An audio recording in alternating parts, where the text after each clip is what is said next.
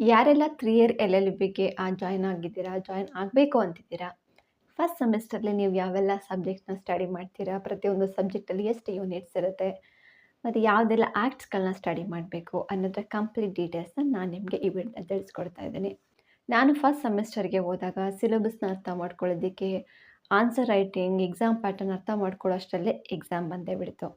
So law is not like any other subject. ಇದನ್ನು ಅರ್ಥ ಮಾಡ್ಕೊಳ್ಳೋಕ್ಕೂ ನಮಗೆ ಸ್ವಲ್ಪ ಟೈಮ್ ಬೇಕಾಗುತ್ತೆ.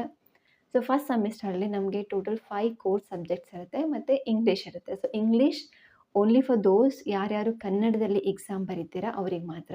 ಅದು ಬೇಸಿಕ್ ಇಂಗ್ಲೀಷ್ ಗ್ರಾಮರ್ ಇರುತ್ತೆ ಅಷ್ಟೇ. ಈ 5 ಕೋರ್ ಸಬ್ಜೆಕ್ಟ್ಸ್ ಏನಿರುತ್ತೆ ಅದು ಕಂಪಲ್ಸರಿ ಎಲ್ರಿಗೂ ಇರುತ್ತೆ. ಒಂದು constitutional law 1, contract 1, law of ಟಾಟ್, ಫ್ಯಾಮಿಲಿ ಲಾ 1 ಇದರಲ್ಲಿ ಹಿಂದೂ ಲಾನ ಸ್ಟಡಿ ಮಾಡ್ತೀವಿ ಮತ್ತು ಕ್ರಿಮಿನಲ್ ಲಾ 1 ಇದರಲ್ಲಿ BNSನ ಸ್ಟಡಿ ಮಾಡ್ತೀವಿ. ಮೊದಲು CRPC ಇತ್ತು, ಇವಾಗ ಭಾರತೀಯ ನ್ಯಾಯ ಸಂಹಿತ ಇದೆ. ಈ 5 ಸಬ್ಜೆಕ್ಟ್ ನಾವು ಫಸ್ಟ್ ಸೆಮಿಸ್ಟರಲ್ಲಿ ಸ್ಟಡಿ ಮಾಡ್ತೀವಿ. ಒಂದೊಂದು ಸಬ್ಜೆಕ್ಟಲ್ಲೂ 5 ಯೂನಿಟ್ಸ್ ಇರುತ್ತೆ. ಸೊ ಪ್ರತಿಯೊಂದು ಯೂನಿಟಲ್ಲೂ 5 to 6 ಕಾನ್ಸೆಪ್ಟ್ಸ್ ಇರುತ್ತೆ. ಸೊ ಆ ಕಾನ್ಸೆಪ್ಟ್ಗಳಲ್ಲಿ ನಿಮಗೆ ಒಂದು 3 to 4 ಕಾನ್ಸೆಪ್ಟ್ಸ್ ತುಂಬಾ ಇಂಪಾರ್ಟೆಂಟ್ ಆಗಿರುತ್ತೆ ಮತ್ತು ಎಕ್ಸಾಮಲ್ಲಿ ಕೂಡ ಅದೇ ಟಾಪಿಕ್ ಮೇಲೆ ಕ್ವಶನ್ಸ್ ಬರುತ್ತೆ. ಹಾಗಾಗಿ ನೀವು ಸಿಲೆಬಸ್‌ನ ಅರ್ಥ ಮಾಡ್ಕೊಳ್ಳೋದು ತುಂಬಾ ಮುಖ್ಯ ಆಗುತ್ತೆ. ಸೊ ನೀವು ಸಿಲೆಬಸ್‌ನ ಅರ್ಥ ಮಾಡಿಕೊಂಡ್ರೆ ಎಕ್ಸಾಮ್ಗೆ 10% ನೀವು ಆಲ್ರೆಡಿ ಪ್ರಿಪೇರ್ ಆದ ಹಾಗೇನೆ. ಸೊ ನೀವು ಮೊದಲು ಏನು ಮಾಡಬೇಕಂದ್ರೆ ಪ್ರತಿಯೊಂದು ಸಬ್ಜೆಕ್ಟ್‌ಗೂ ಏನು 5 ಸಬ್ಜೆಕ್ಟ್ಸ್ ಇದೆ ಅಷ್ಟಕ್ಕೂ ಒಂದೊಂದು ಬುಕ್ ಇಡಿ. ಸೊ ಪ್ರತಿಯೊಂದು ಸಬ್ಜೆಕ್ಟಲ್ಲೂ ನೀವು ಫಸ್ಟ್ ಪೇಜಲ್ಲಿ ಸಿಲೆಬಸ್‌ನ ಬರ್ಕೊಳ್ಳಿ. ಸೊ ನೀವು ಪ್ರಿಂಟ್ ಕೂಡ ತೊಗೊಂಡು ಇಟ್ಕೋಬೋದು. ಬಟ್ ನಾನು ರೆಫರ್ ಮಾಡೋದು ಬರೆದು ಇಟ್ಕೊಳ್ಳಿ ಅಂತ. ಯಾಕಂದರೆ ನೀವೇ ಒಂದು ಸಲ ಬರೆಯೋದ್ರಿಂದ ನಿಮಗೆ ಏನು ಅಂಡರ್‌ಸ್ಟ್ಯಾಂಡಿಂಗ್ ಆಗುತ್ತೆ. ಸೊ ಒಂದು ಸಲ ಅದನ್ನೇ ರಿವಿಷನ್ ಆಗಿಬಿಡುತ್ತೆ. ಸೊ ಹಾಗಾಗಿ ಎಲ್ರೂ ಬರೆಯೋದಕ್ಕೆ ಟ್ರೈ ಮಾಡಿ. ಸೊ ಬರೆಯೋದನ್ನು ನೀವು ಈಗಲಿಂದನೇ ಅಭ್ಯಾಸ ಮಾಡಲೇಬೇಕು. ಯಾಕಂದರೆ ಎಕ್ಸಾಮಲ್ಲಿ ತುಂಬಾ ಪ್ರೆಷರ್ ಆಗುತ್ತೆ. ಸೊ ಲಿಟ್ರಲಿ ನನಗೆ ಎಕ್ಸಾಮಲ್ಲಿ constitution is the first exam. ಕೈನೇ ಓಡ್ತಾ ಇರಲಿಲ್ಲ, ಶಿವರಿಂಗ್ ಆಗ್ತಾಯಿತ್ತು. ಯಾಕಂದರೆ ಅಷ್ಟು ಕಡಿಮೆ ಟೈಮಲ್ಲಿ ನಾವು ಅಷ್ಟೊಂದೆಲ್ಲ ಬರಿಬೇಕಂದ್ರೆ ಯಾರ್ಯಾರು ಗ್ಯಾಪ್ ಕೊಟ್ಟು ಬಂದಿರ್ತಾರೆ. ಈಗ ನಾನು ಆಫ್ಟರ್ 8 to 9 ಇಯರ್ಸ್ ಆದಮೇಲೆ ನಾನು ಲಾಗೆ ಜಾಯ್ನ್ ಆಗಿದ್ದು. ಸೊ ಬರವಣಿಗೆ ಅನ್ನೋದೇ ಹೊರಟೋಗ್ಬಿಟ್ಟಿತ್ತು. ಸೊ ಎಕ್ಸಾಮ್ ಟೈಮಲ್ಲಿ ತುಂಬಾ ಡಿಫಿಕಲ್ಟ್ ಆಗಬಾರ್ದು ಅಂದರೆ ನೀವು ಇನಿಷಿಯಲಿಂದನೇ ನೀವು ಬರೆಯೋದನ್ನು ಪ್ರಾಕ್ಟೀಸ್ ಮಾಡ್ಕೊಳ್ಳಿ. ಪ್ರತಿಯೊಂದು ಯೂನಿಟ್‌ನ ಸಿಲೆಬಸ್‌ನ ಫಸ್ಟ್ ಪೇಜಲ್ಲಿ ಬರ್ಕೊಳ್ಳಿ. ಯೂನಿಟ್ 1 ಅಂತ ಹಾಕಿ ಆ ಯೂನಿಟ್ 1 ಕೆಳಗಡೆ ಏನೇನು ಕಾನ್ಸೆಪ್ಟ್ ಬರುತ್ತೆ ಅನ್ನೋದನ್ನ 1, 2, 3 ಪಾಯಿಂಟ್ ವೈಸ್ ಮಾಡ್ಕೊಂಡು ಹೋಗಿ. ಸೊ ಈ ರೀತಿ ಯೂನಿಟ್ 5 ತನಕ ಪ್ರತಿಯೊಂದು ಸಬ್ಜೆಕ್ಟ್ಗೂ ಇದೇ ರೀತಿ ಮಾಡ್ಕೊಂಬನ್ನಿ. ಆವಾಗೇನಾಗುತ್ತೆ ನಿಮಗೆ ಯಾವ್ಯಾವ ಕಾನ್ಸೆಪ್ಟ್‌ನ ಕಾಲೇಜಲ್ಲಿ ಲೆಕ್ಚರ್ ಪಾಠ ಮಾಡ್ತಿದ್ದಾರೆ ಅನ್ನೋದು ಗೊತ್ತಾಗುತ್ತೆ ಮತ್ತು ಯಾವ್ಯಾವ ಟಾಪಿಕ್ ಪೆಂಡಿಂಗ್ ಇದೆ ಅನ್ನೋದು ಗೊತ್ತಾಗುತ್ತೆ ಮತ್ತು ಎಕ್ಸಾಮ್ ಟೈಮಲ್ಲಿ ಪ್ರತಿಯೊಂದು ಯೂನಿಟಲ್ಲಿ ಯಾವ್ಯಾವ ಕಾನ್ಸೆಪ್ಟು ತುಂಬಾ ಇಂಪಾರ್ಟೆಂಟ್ ಅನ್ನೋದನ್ನು ನೀವು ಅಲ್ಲಿನೇ ನೋಟ್ ಮಾಡ್ಕೋಬೋದು. So this is the basic and first thing you have to do before entering into your first semester. ಇದನ್ನು ನೀವು ಈ ಸೆಮಿಸ್ಟರಲ್ಲಿ ಫಸ್ಟ್ ಸೆಮಿಸ್ಟರಲ್ಲಿ ಮಾಡೋದ್ರಿಂದ ಎಕ್ಸಾಮ್ ತನಕನೂ ನಿಮಗೆ ಅದನ್ನು ಮೇಂಟೈನ್ ಮಾಡ್ಬೋದು. ಮತ್ತು ಈ ಬುಕ್ಗಳನ್ನ ನೀವು ತುಂಬಾ ಚೆನ್ನಾಗಿ ಮೇಂಟೈನ್ ಮಾಡಿ. ಯಾಕಂದರೆ ಕ್ಲಾಸ್ಗಳಲ್ಲಿ ಏನೇನು ಪಾಠ ಆಗುತ್ತೆ ಅನ್ನೋದನ್ನು ನೋಟ್ ಮಾಡ್ಕೊಳ್ಳಿ. ಪ್ರತಿಯೊಂದು ಕಾನ್ಸೆಪ್ಟ್ಗೂ ಯಾವ್ಯಾವುದು ಲ್ಯಾಂಡ್‌ಮಾರ್ಕ್ ಕೇಸಸ್ ಇದೆ ಅದನ್ನು ನೋಟ್ ಮಾಡ್ಕೊಳ್ಳಿ. ಈ ಬುಕ್‌ನ ತುಂಬಾ ಸೇಫಾಗಿ ಇಟ್ಕೊಳ್ಳಿ. ಯಾಕಂದರೆ 3 ಇಯರ್ ಲಾ ಮುಗಿದ ಮೇಲೆ ನಾವು ಬಾರ್ ಎಕ್ಸಾಮ್ ಬರೀಬೇಕು. ಸೊ ಅಲ್ಲಿ ತುಂಬಾ ಕೇಸ್ ಲಾಸ್‌ನ ಕೇಳ್ತಾರೆ. ಸೊ ನೀವು ಈಗಿಂದಾನೇ ಏನೇನು ಓದ್ತೀರಾ, ಏನೇನು ಸ್ಟಡಿ ಮಾಡಿರ್ತಾರೆ, ಯಾವ್ಯಾವುದೆಲ್ಲ ಕೇಸ್ ಲಾಸ್‌ನ ಯಾವ್ಯಾವ ಕಾನ್ಸೆಪ್ಟಿಗೆ ನೀವು ಅದನ್ನು ಓದಿರ್ತೀರಾ ಎಲ್ಲನೂ ನೀವು ಒಂದು ಬುಕ್ಕಲ್ಲಿ ಆಲ್ರೆಡಿ ಇಟ್ಕೊಂಡಿರೋದ್ರಿಂದ ಬಾರ್ ಎಕ್ಸಾಮ್ಗೆ ನೀವು ಈಸಿಯಾಗಿ ಪ್ರಿಪೇರ್ ಆಗ್ಬೋದು. ಸೊ ಈ ರೀತಿ ಯೂನಿಟ್ ವೈಸ್‌ನ ಮಾಡಿಕೊಂಡು ಸಿಲೆಬಸ್‌ನ ಬರ್ಕೊಂಡು ನೀವು ಪ್ರತಿಯೊಂದು ಯೂನಿಟ್ ವೈಸು ನೀವು ಕೇಸ್ ಲಾಸ್‌ನ ಬರ್ಕೊಳ್ಳೋದ್ರಿಂದ ಮುಂದೆ ನಿಮಗೆ ತುಂಬಾ ಯೂಸ್ ಆಗುತ್ತೆ. ಮತ್ತು ಎರಡನೇದಾಗಿ ಯಾವೆಲ್ಲ ಆ್ಯಕ್ಟ್ಸ್‌ಗಳನ್ನ ನಾವು ಸ್ಟಡಿ ಮಾಡ್ತೀವಿ ಅಂದರೆ ಮೊದಲು ಕಾನ್ಸ್ಟಿಟ್ಯೂಷನ್ ಬೇರ್ ಆ್ಯಕ್ಟ್ ಬುಕ್‌ನ ತೊಗೊಳ್ಳೋದು ಬೆಸ್ಟು. ಇಲ್ಲಾಂದರೆ ನಿಮಗೆ PDF ಸಿಗುತ್ತೆ, ಅದನ್ನು ಡೌನ್ಲೋಡ್ ಮಾಡಿ ಇಟ್ಕೋಬೋದು ಅಥವಾ ಜೆರಾಕ್ಸ್ ಕೂಡ ತೊಗೋಬೋದು. ನಾನು ಬುಕ್ಸ್‌ನ ತೊಗೊಳ್ಳಿ ಅಂತ ಪ್ರಿಫರ್ ಮಾಡ್ತೀನಿ. ಯಾಕಂದರೆ ಬುಕ್ಸ್ ಆದರೆ ಓದೋದಕ್ಕೂ ಚೆನ್ನಾಗಿರುತ್ತೆ ಮತ್ತು ಕ್ಯಾರಿ ಮಾಡೋದಕ್ಕೂ ಈಸಿ ಆಗುತ್ತೆ.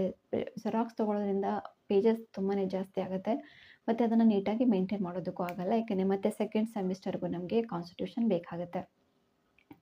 ಕಾನ್ಸ್ಟಿಟ್ಯೂಷನಲ್ಲಿ ನಾವು ಕಂಪ್ಲೀಟ್ ಎಲ್ಲ ಆರ್ಟಿಕಲ್ಸ್‌ನ ಸ್ಟಡಿ ಮಾಡೋದಿಲ್ಲ. ಜಸ್ಟ್ ಪಾರ್ಟ್ 2, 3, 4, 4A ಇಷ್ಟೇನೆ ನಾವು ಫಸ್ಟ್ ಸೆಮಿಸ್ಟರಲ್ಲಿ ಸ್ಟಡಿ ಮಾಡೋದು. ಅಂದರೆ ಕಾನ್ಸ್ಟಿಟ್ಯೂಷನ್ ಅಂದರೆ ಏನು, ಅದರ ಸೇಲಿಯಂಟ್ ಫೀಚರ್ಸು, ಪ್ರಿಯಾಂಬಲ್ ಮತ್ತು ಸಿಟಿಸನ್‌ಶಿಪ್ ಅಂದರೆ ಏನು, ಜೊತೆಗೆ fundamental rights, fundamental duties, directive principles of state policy and ಈ ರೀತಿ ಕೆಲವೊಂದು ಕಾನ್ಸೆಪ್ಟ್ಸ್ಗಳು ಜಸ್ಟ್ ಪಾರ್ಟ್ 4A ತನಕ ನಾವು ಇದನ್ನು ಕಲಿತಾ ಹೋಗ್ತೀವಿ.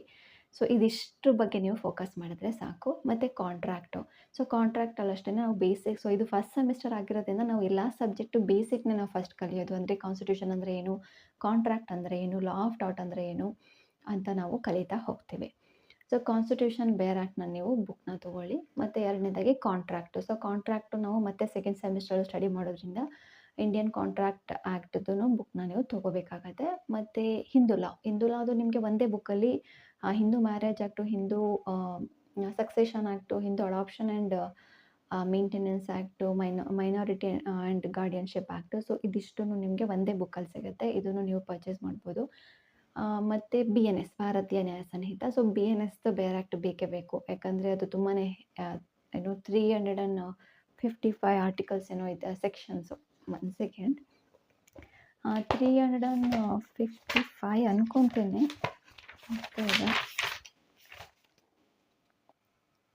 ಹಾಂ 358 ಸೆಕ್ಷನ್ಸ್ ಇದೆ. ಸೊ BNS ಇದಿಷ್ಟು ಬೇರ್ ಆ್ಯಕ್ಟ್‌ನ ನೀವು ತೊಗೊಂಡಿಟ್ಕೊಳ್ಳೋದು ಬೆಸ್ಟ್ ಅನಿಸುತ್ತೆ. ಸೊ ಬೇರ್ ಆ್ಯಕ್ಟ್‌ದು ನಾನು ಲಿಂಕ್‌ನ ಶೇರ್ ಮಾಡಿರ್ತೀನಿ. ನೀವು ಅಲ್ಲೋಗಿ ಬೇಕಾದ್ರೆ ಪರ್ಚೇಸ್ ಮಾಡಿ. ಇದಿಷ್ಟು ಸಬ್ಜೆಕ್ಟ್ ನಮಗೆ ಕೋರ್ ಸಬ್ಜೆಕ್ಟ್ಸು. ಮತ್ತು ಇದ್ರ ಜೊತೆಗೆ ನಾವು ಲಾ ಆಫ್ ಟಾಟು ಅಲ್ಲಿ ನಾವು ಏನು ಕನ್ಸ್ಯೂಮರ್ ಪ್ರೊಟೆಕ್ಷನ್ ಆ್ಯಕ್ಟು ಮತ್ತು ಮೋಟಾರ್ ವೆಹಿಕಲ್ ಆ್ಯಕ್ಟ್‌ನ ಸ್ಟಡಿ ಮಾಡ್ತೀವಿ. ಸೊ ಇದ್ರದ್ದೇನು ಬೇರ್ ಆ್ಯಕ್ಟ್ ಪರ್ಚೇಸ್ ಮಾಡೋ ಅಗತ್ಯ ಇಲ್ಲ. ನೀವು ಜಸ್ಟ್ ಪ್ರಿಂಟ್ ತೊಗೊಂಡು ಜೆರಾಕ್ಸ್ ಮಾಡಿಕೊಂಡ್ರೆ ಸಾಕು.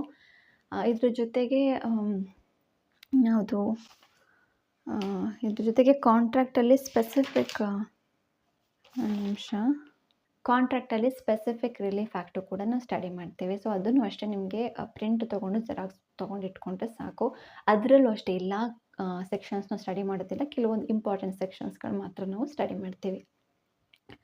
ಸೊ ಇದಿಷ್ಟು ಆ್ಯಕ್ಟ್ಸ್ಗಳು ಮತ್ತು ಸಬ್ಜೆಕ್ಟ್ಸ್ ನಮಗೆ ಈ ಸೆಮಿಸ್ಟರಲ್ಲಿ ಇರುತ್ತೆ.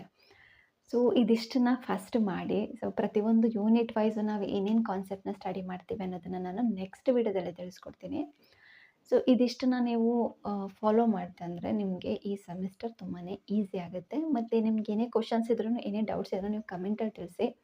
ಸೊ ನಾನು ಅದಕ್ಕೆ ಆನ್ಸರ್ ಮಾಡೋದಕ್ಕೆ ಟ್ರೈ ಮಾಡ್ತೀನಿ. ಮತ್ತು ಮುಂದೆ ನೋಟ್ಸ್ ಹೇಗೆ ಪ್ರಿಪೇರ್ ಮಾಡಬೇಕು, ಕ್ಲಾಸಲ್ಲಿ ಹೇಗೆ ನೋಟ್ಸ್‌ನ ಮಾಡ್ಕೋಬೇಕು, ಮತ್ತು ಎಕ್ಸಾಮಲ್ಲಿ ಆನ್ಸರ್ ಹೇಗೆ ಬರೀಬೇಕು, ನೀವು ನೋಟ್ಸ್‌ನ ಹೇಗೆ ರೆಡಿ ಮಾಡ್ಕೋಬೇಕು ಅನ್ನೋದ್ರ ಕಂಪ್ಲೀಟ್ ಡೀಟೇಲ್ಸ್‌ನ ನಾನು ಮುಂದೆ ಬರೋವಂಥ ವಿಡಿಯೋಗಳಲ್ಲಿ ಶೇರ್ ಮಾಡ್ತೀನಿ.